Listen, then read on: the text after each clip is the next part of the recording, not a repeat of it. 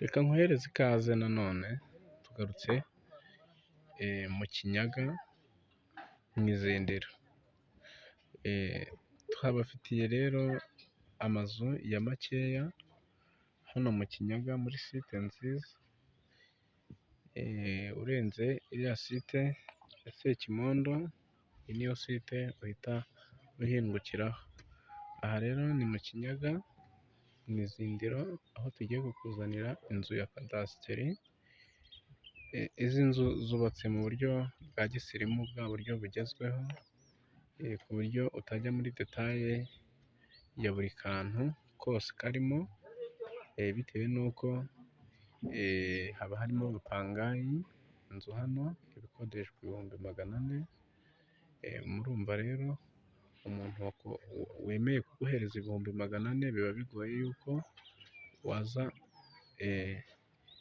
ngo umuvogereremo imbere uko ubonye. Aguha uburenganzira bw'inyuma, kereka iyo hari ubusabe bwabaye ku mukiriya wayikunze akaba yaza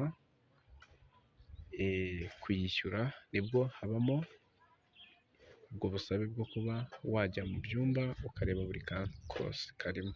Ariko ubundi amakuru dufata ni ay'inyuma asanzwe y'ibyo uri kubona inyuma, ubundi tukaguhereza, wazagira gahunda ukaza ukayisura. Iyi nzu rero tugiye kuguha ihagaze miliyoni 25. Akaba ariyo tugiye kukujyanaho, dore niyo yiyi turi imbere yayo, ni iyi ngiyi turi imbere yayo. Turaje tukwereke gatoya mo imbere uko hameze, ni iyi ngiyi. Murabona ko haba harimo abantu, reka tuze tukwereke gatoya mo imbere. Murabona mo imbere rero uko hameze, ni uko nguko imeze mo imbere, nk'uko muri kuyireba, ni uko nguko imeze. Ni inzu nziza cyane iboneye, mbese uko mubibona ni inzu ikoze muri bwa buryo bwa kijyambere abantu bose bifuza kuba baturamo. Murakoze rero, turabashimiye kandi mugire ibihe byiza.